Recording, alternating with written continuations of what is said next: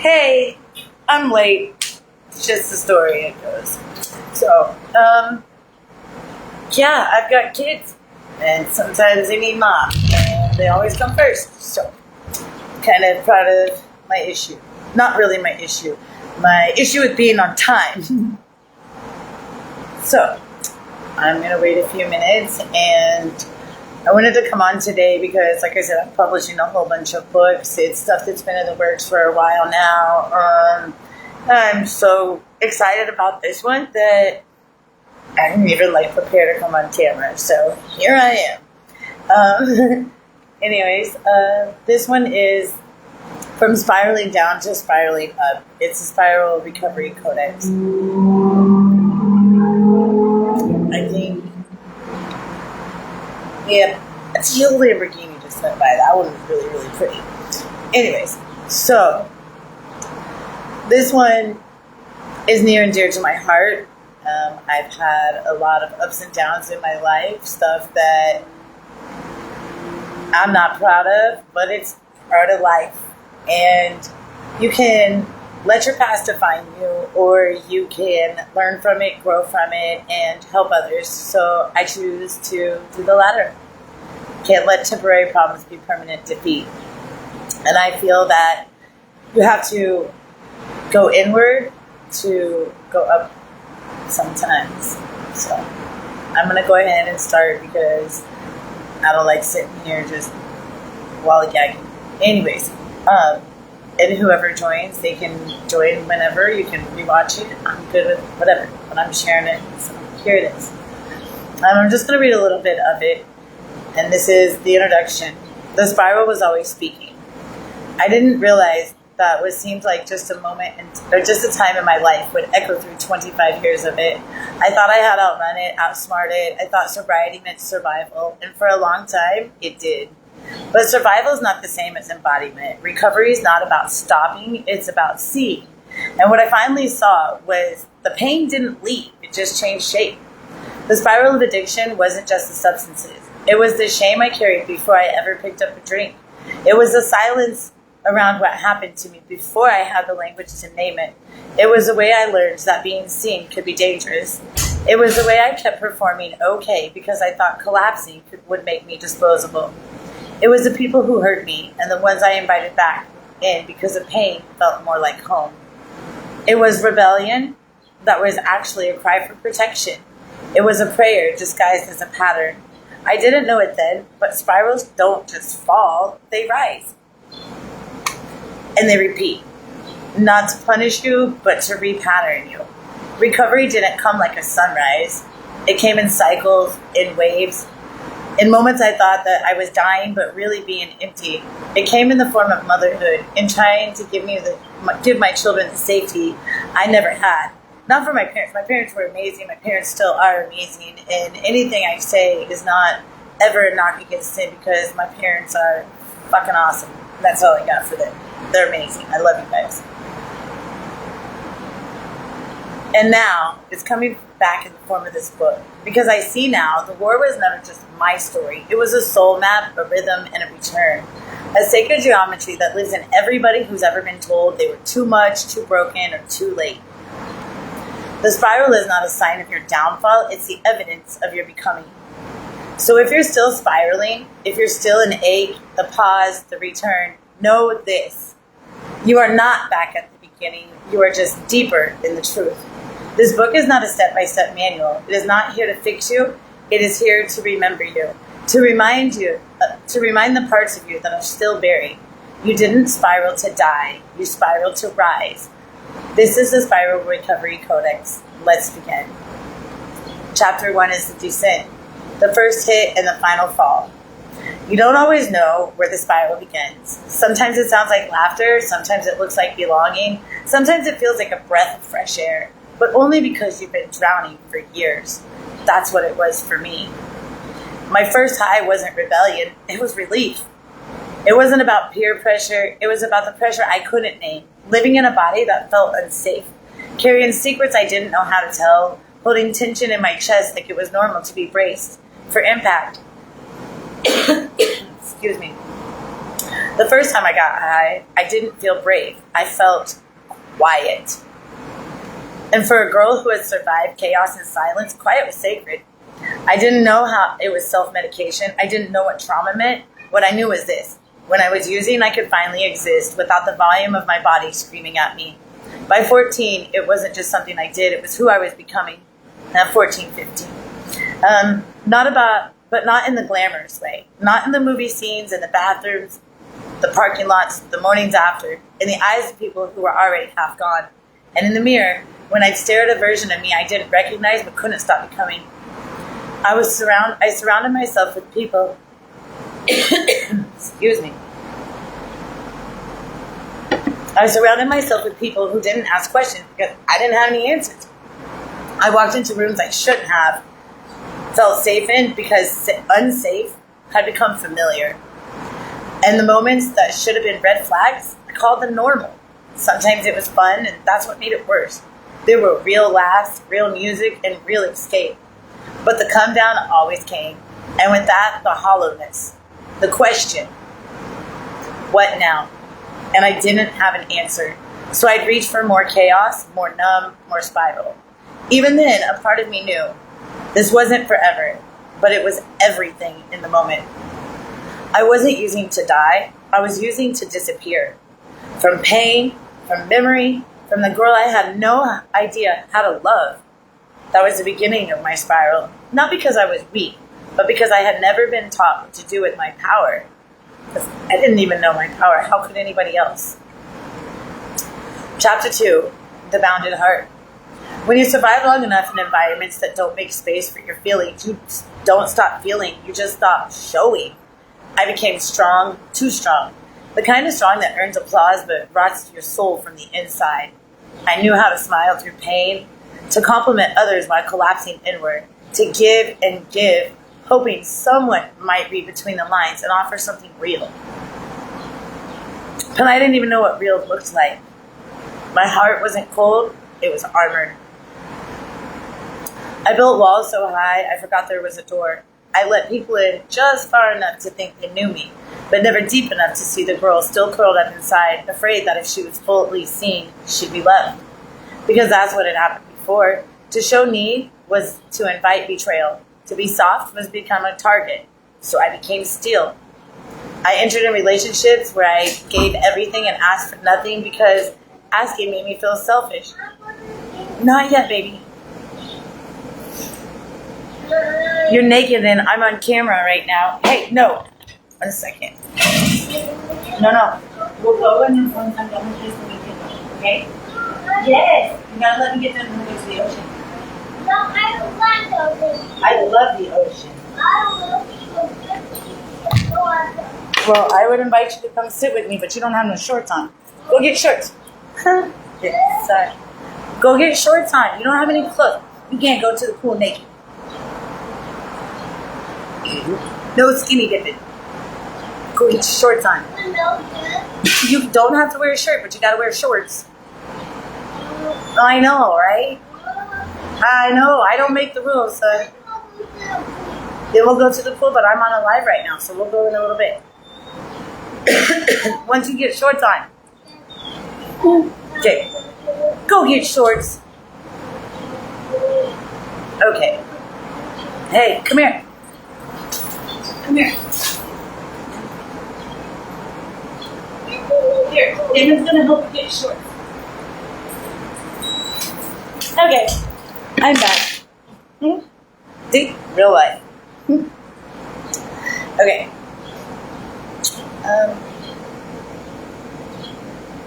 Okay. I entered in relationships where I gave everything and asked for nothing because asking made me feel selfish, because receiving felt foreign, and because I thought love was measured by how much I could endure. And don't get me wrong, I did date some really amazing people in the process of all of this bullshittery of life. So, I'm not talking crap on any of you that might see this, that I did date. So,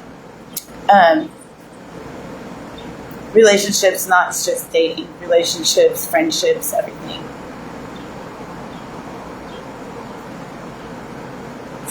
I gave so much of myself away that I forgot there was a me underneath the mirror I was holding up for others.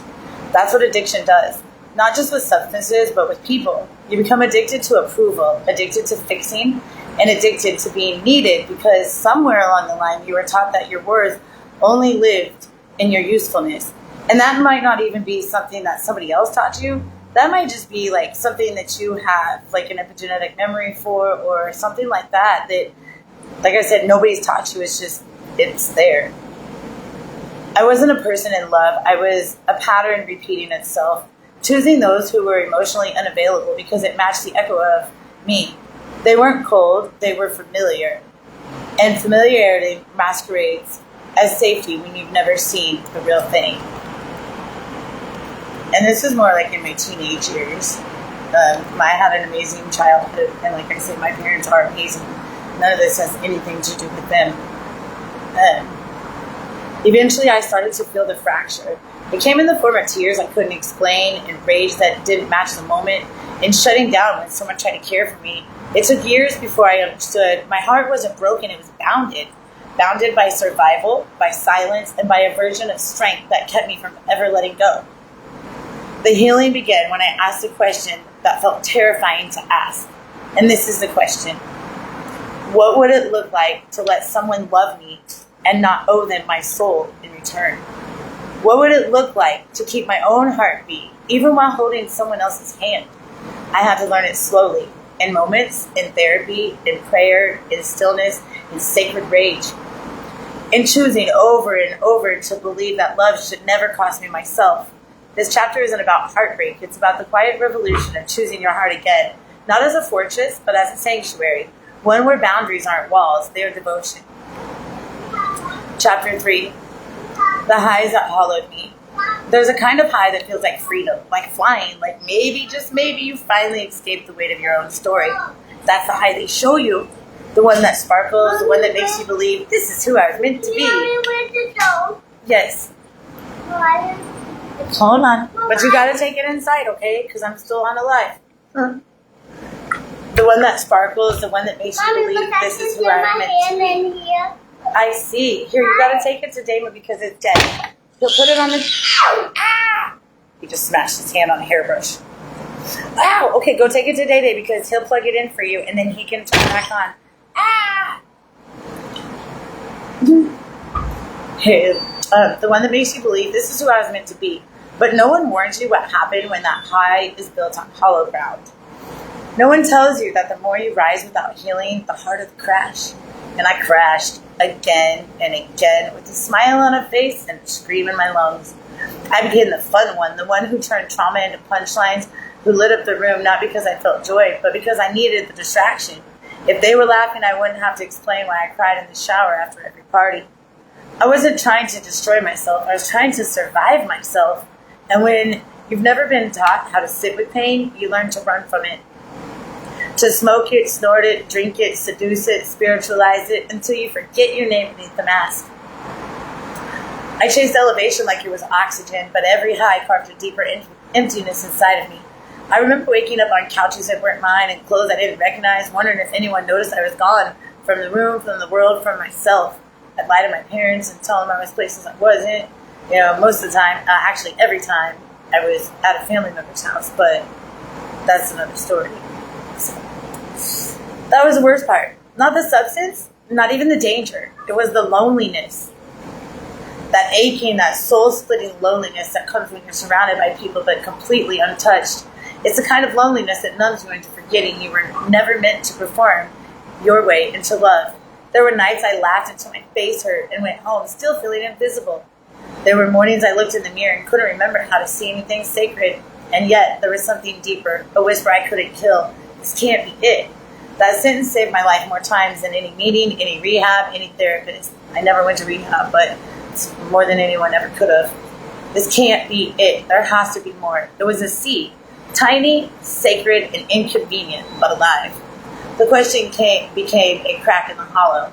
It didn't heal me, not yet, but it made the numb feel less convincing. And that was the beginning, not just of sobriety, but of sovereignty. The beginning of questioning what version of me I had built to survive the noise. The beginning of imagining a version of me who didn't need the high, because she had finally come home to her own heartbeat. The turning point. Chapter 4. I had no idea what recovery really looks like. I thought it was a finish line, a trophy, a before and after story. I could post and say, see, I made it. But it wasn't clean. It wasn't linear, and it definitely wasn't loud. For me, recovery didn't look like a staircase. It looked like a spiral. Some days I was lit with clarity, journaling, praying, parenting with grace. Other days I was rageful, raw, disassociated, triggered by a smell, a word, a tone I didn't see coming. Because I got sober from alcohol. I'm going 14 years now, but I had pregnancies during those times, and that's where that parenting part comes, because I was parenting myself.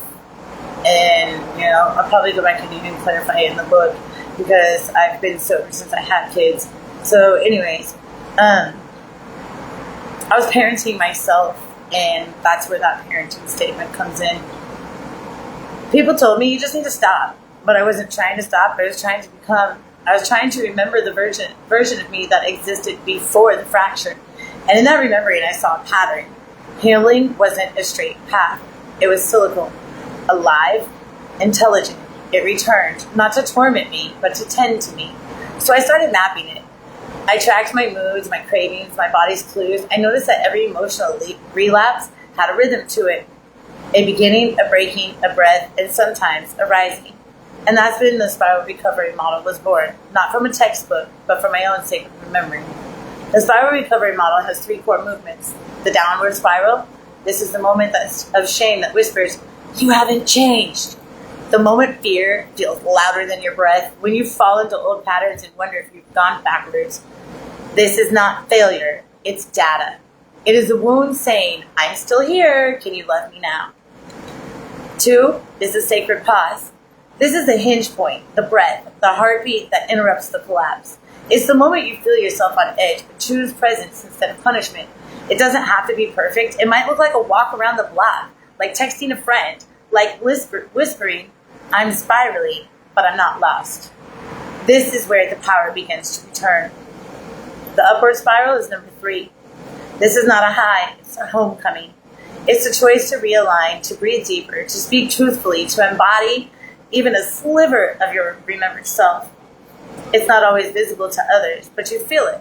A click, a softening, a sacred yes. I started using this model like a compass, and now when motherhood overwhelms me, or my business broke down, or when grief knocks on the breath from my ribs, I pause and I ask myself, am I spiraling down or am I pausing? Is this a return to pain or an invitation to presence? Okay, I'm doing a live right now. You want to come sit with me?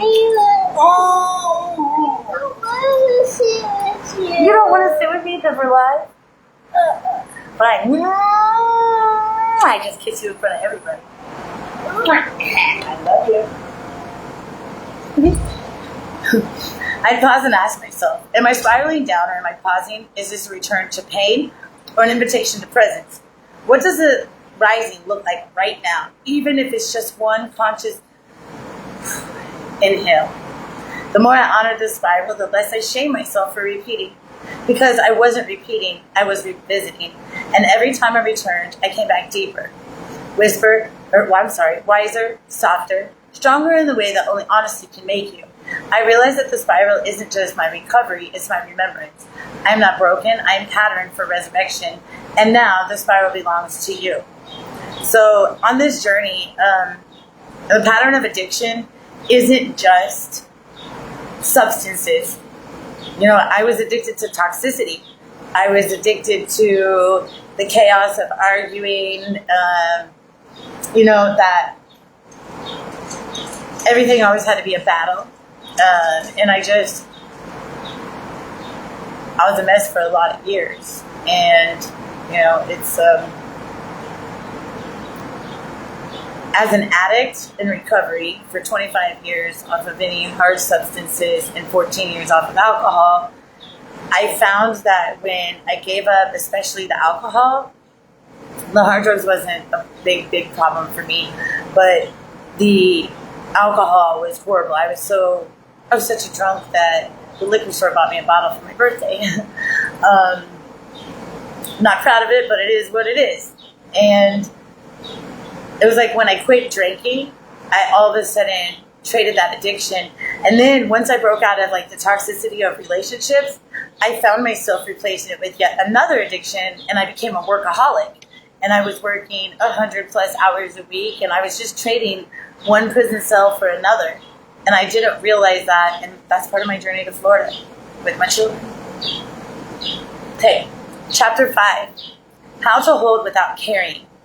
This lesson didn't come gently, it broke me, because for most of my life, I thought love meant sacrifice. I thought healing meant fixing and everyone else first. I was the strong one, the one who could carry it all, the one who stayed calm in the storm while bleeding inside. I carried lovers who couldn't love me back. I carried my mother's grief and my father's silence. I carried my parents' shame, my children's emotions, my clients' burden, as if empathy meant becoming a container for everyone's pain but my own. I wore the strength like a mask. I was the helper, the healer, the one who always had room. But I didn't have room for me. Every room I entered, I absorbed. Every story I heard, I swallowed. Every trauma around me, I took it like it was my sacred duty to alchemize it. I didn't know I was leaking. I didn't know I was losing myself in service to survival. Not until one day I collapsed. Not because I used, but because I had relapsed into codependency. That invisible addiction that says your needs matter more than mine. I was depleted, angry, resentful, and still trying to serve from empty. That's when I learned the difference between holding and carrying. Holding is a sacred presence. Carrying is self-abandonment in disguise. To hold is to witness, to love without absorbing, to stay present without making yourself the savior. To carry is to bleed for someone else's healing, to betray your own name in the name of love, to lose your voice while echoing everyone else's pain. I started practicing boundaries like breathwork. I said no when I wanted to say yes just to keep the peace. I walked away from relationships that drained me dry. I stopped fixing people who never asked to be saved. I stopped mistaking exhaustion for compassion. And I began creating rituals after hard conversations, salt baths, cord cutting, journaling, anointing my own body with love. I learned to ask, is this mine to hold? And if the answer was no, I'd put it down. Because Matrizon is not medicine. Burnout is not a badge. And love should never, ever cost you your center. I started whispering to myself in the moments of collapse. I'm allowed to rest. I'm allowed to retreat. And I'm allowed to hold space without holding weight. Something shifted. I no longer felt like I had to be the source of everyone's healing. I became the soil, a sacred ground I could root to, even when others were unraveling. The truth is, you can't save everyone. You're not meant to. But you can be the mirror. The breath, the stillness that reminds you of someone. Or the stillness that reminds someone. You are strong enough to carry yourself, and I'll be here watching you rise. Healing began when I stopped abandoning myself to prove I was loving. Now I hold myself first. And from that fullness, I offer what's real. And I think I'm going to go ahead and keep reading.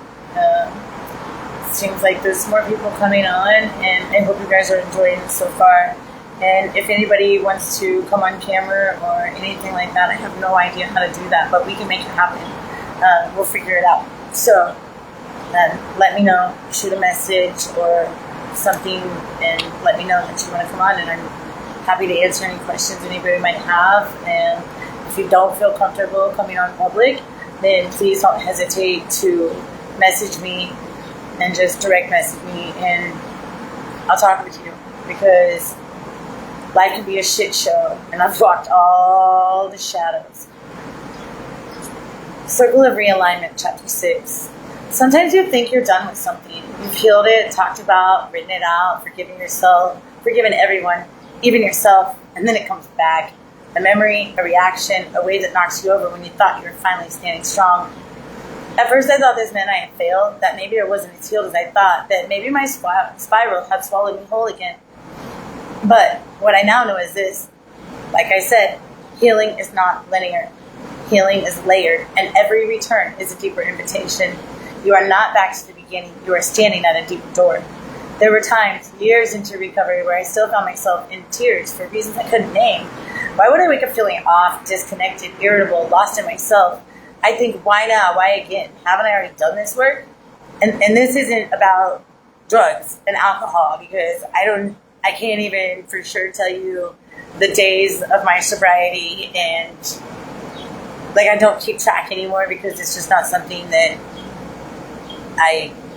it doesn't play a presence in my life anymore in that aspect. I have no cravings, I can pour somebody a drink if they want to drink. If we need a DD, I can be a DD. But I just choose not to do it. To each his own, though. Let's see. You're not back at the beginning. Okay, wait, hold on. Excuse me. This is when I stopped judging the return. I started listening to it. This is when the circle of realignment was born. Not as a concept, but as a practice. A moment where I stopped spiraling outward and come home. A breath, a recalibration, a check-in with my body, my boundaries, and my truth. I began to visualize the sacred circle around me. A space where no one else's energy could enter. A space where my soul could speak without being interrupted by shame, by any outside noise. And inside that circle, I'd ask, what truth am I avoiding right now? What have I outgrown but not released? Where am I leaking energy in the name of love? Have I lost my rhythm with my body, my breath, and my boundaries? No judgment, no guilt, just inquiry, just rhythm returning. I didn't need a church. I didn't need a retreat. I didn't wait for a breakdown to realign. I just needed a circle, a pause, a quiet yes to myself. Sometimes I'd light a candle and sit in silence. Sometimes I put one hand on my chest and one on my womb. Sometimes I cry. Sometimes I dance. And every time I come back to breath, back to pause, back to my own spiral, not the chaos of the world. My circle is the sanctuary. It's where shame dissolves. It's where grief gets heard. It's where your soul whispers, this is the way back. You can make a circle anywhere. In your car, in your kitchen, in your bathroom stall. You don't need a ritual robe or sacred music. You just need permission to be present. And every time I step in that circle, I remember, I'm not broken. I'm not behind. I'm not lost. I am recalibrating. I'm spiraling higher, even when it feels like a descent. And guess what? So are you. So, like I said, you can go anywhere and do a spiral. You can see I'm doing right here, right now.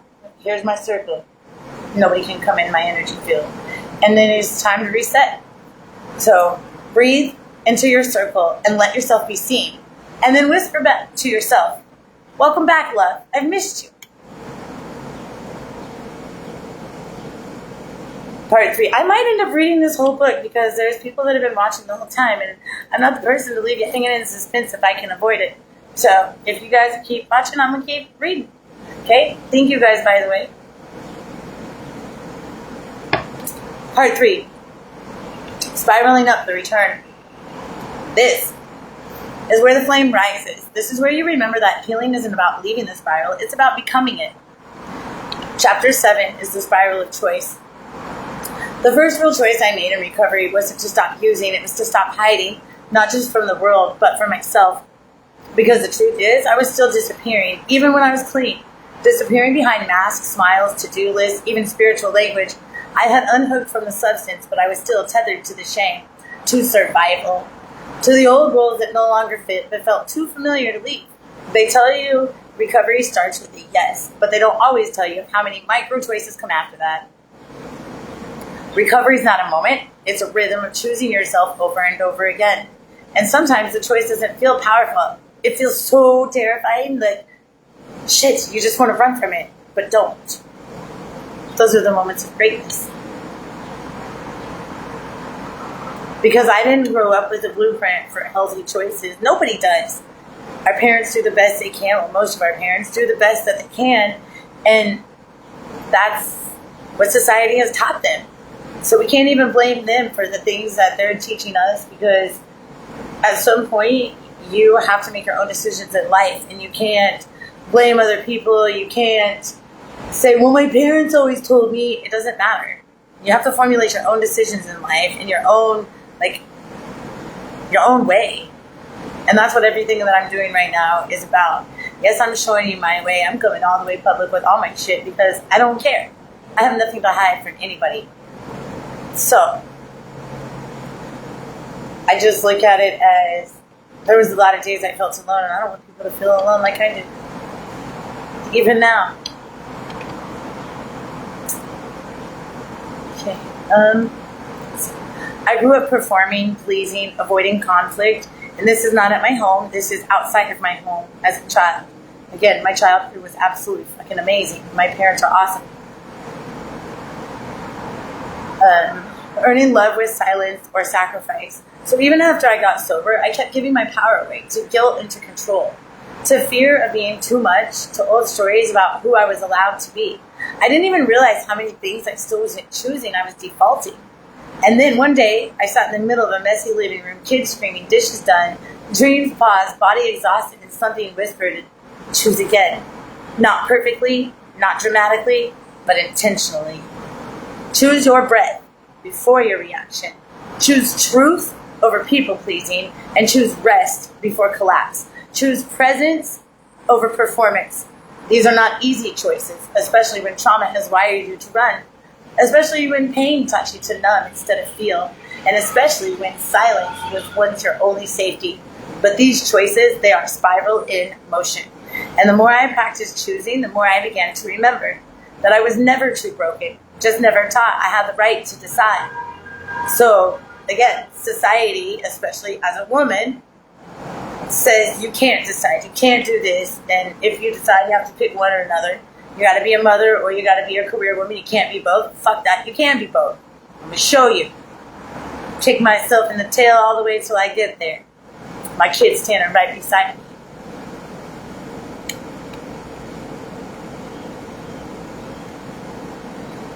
So now, I choose. Even when I'm scared, even when I'm shaking, even when the spiral tries to pull me down, I choose breath and I choose self-trust. I choose softness, I choose sovereignty. And every time I do, I write a new spiral. Not one that erases my past, but one that integrates it. Not one that needs to be seen by others, but one that roots me deeper into my own alignment.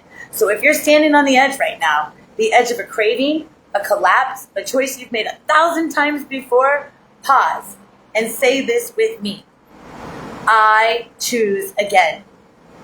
I choose myself, even now, and especially now. Because the spiral doesn't ask for perfection. It only asks for presence. And even a tiny act of alignment is a miracle. Chapter 8, the integration of the flame and fall. For a long time, I tried to ease her, the girl that I was in the spiral, the one who used, the one who disappeared, the one who kept secrets and stayed in places her soul was begging her to leave. I judged her. I distracted myself from her. I tried to rebrand her into something softer, safer, and more socially acceptable. But no matter how far I climbed in recovery, she was still there. A whisper in the hallway of my becoming, and one day I stopped running from her.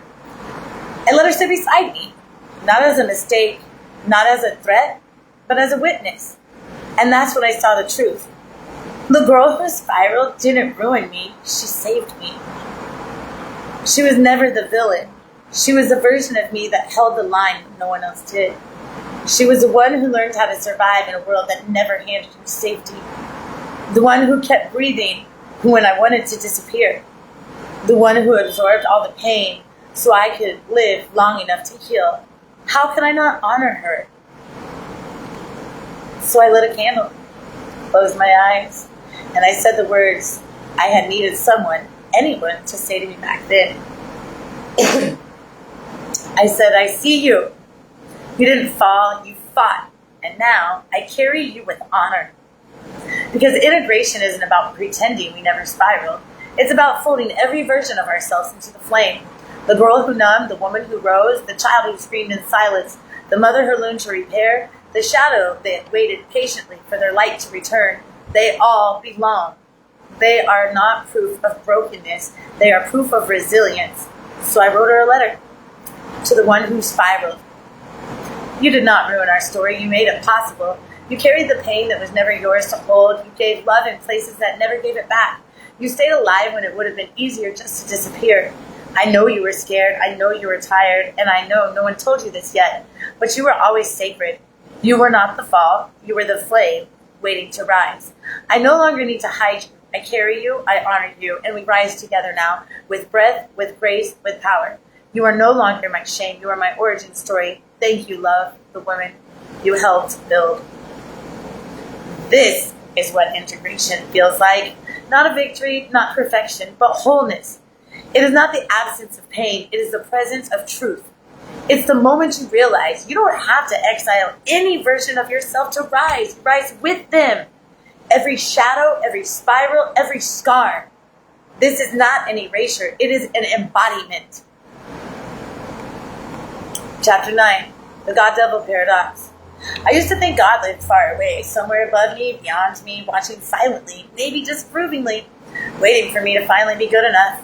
I thought God only loved the version of me who was sober, clean, controlled, and redeemed. But I never felt redeemed, even in the church, even in the rooms, even when I was doing everything right. Because addiction made me feel dirty. Trauma made me feel unworthy. Rage made me feel unholy. And purity culture, both religious and recovery-based, taught me I had to earn grace. So I tried. I tried to pray the pain away, tried to clean myself up before coming to the altar, tried to hide my shadow in a spiritual language and nice behavior. But God didn't meet me there. God met me in the spiral.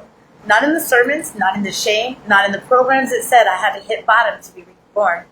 God met me in the middle. In the relapse, in the flashback, in the aching night I didn't think I'd survive. That's when I realized God was never far away. I was just taught to look in the wrong direction. God wasn't waiting at the finish line. He was sitting with me in the fire. In the hallway between versions, in the cravings I didn't speak aloud, in the nights I parented through exhaustion and still whispered, thank you. That's when I knew. God is not found in perfection. God is found in the pause. The moment you choose truth over performance, the moment you let your shame breathe, the moment you say, I am not okay, and don't flinch when it echoes. And so the closer I came to God, I also came closer to the parts of me I once called the devil. The voice of self-hate, the urge to self-sabotage, and the fear that I would always be too much, too broken, or far too gone. But here's what shifted everything. The devil was never a creature outside of me, the thread. The devil was the part of me that believed I had to earn love.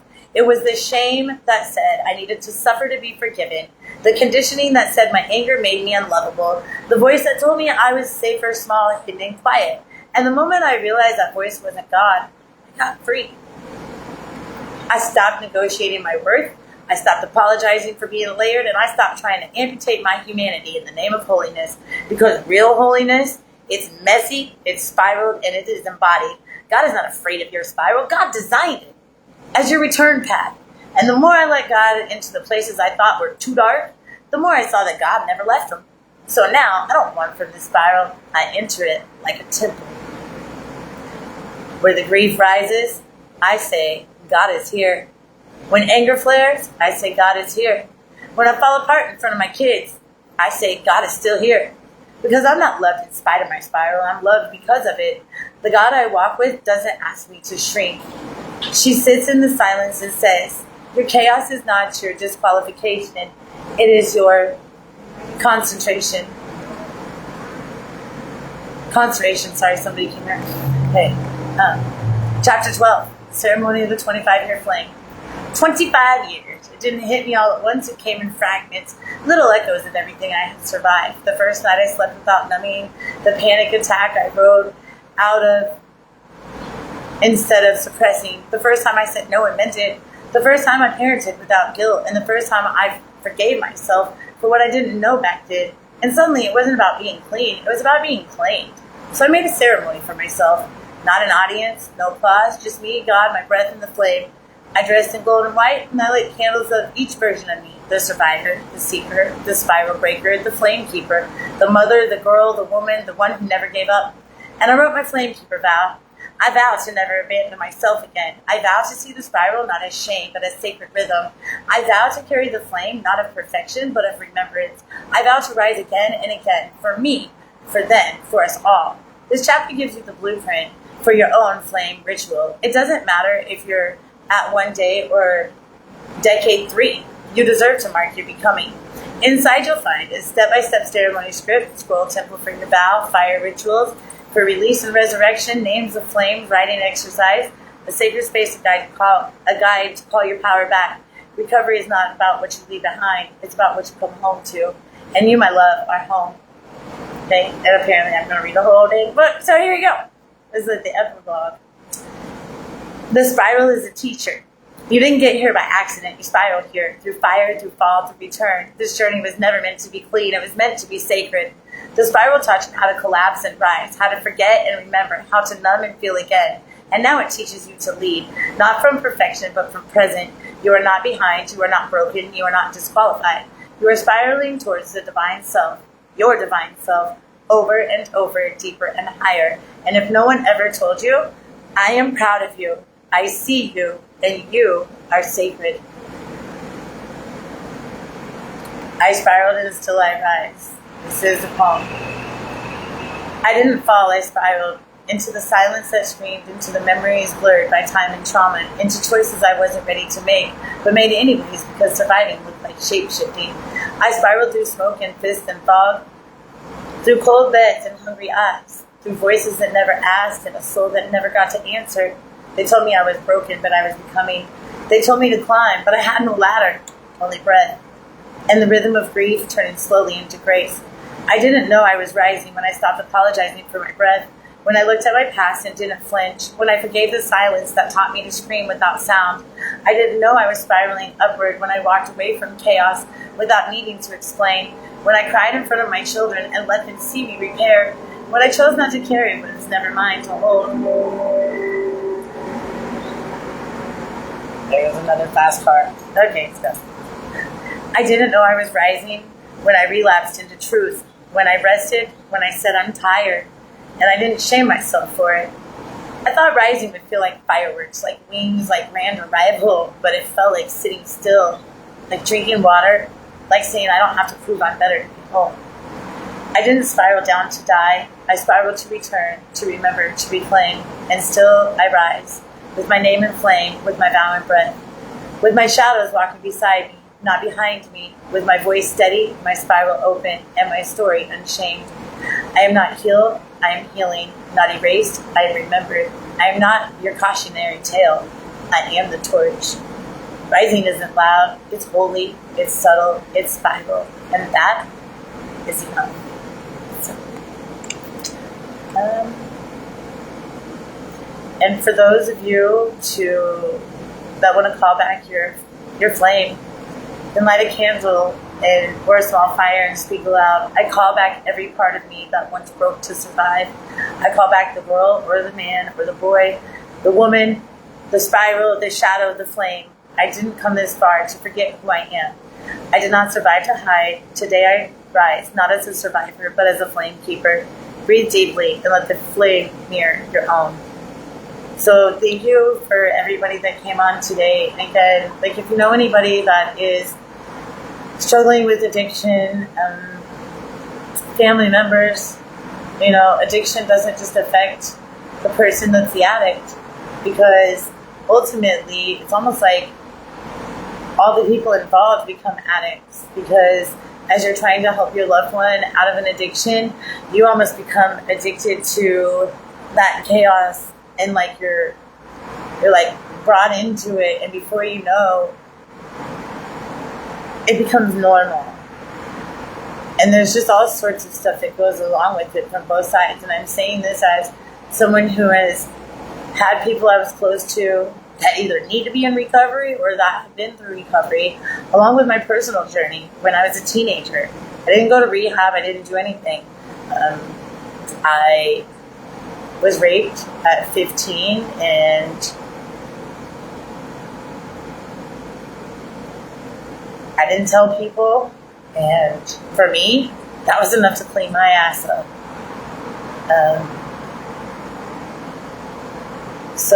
And I held that with me for a lot of years. I shamed myself for first doing the drugs. I shamed myself for being raped. I shamed myself for all of those things.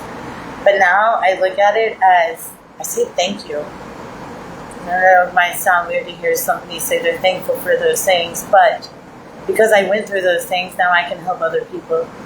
So I've literally walked through all steps of life. I'm putting these books out, and these books aren't just hear me and follow me and do what I do, like all this stuff that you see people doing all the time now. Do what I do because that's the way to do it. Mine is, man, here's my story. Here's what I learned. And how can you relate it to your own life and your own things, your own situations, and find your own path.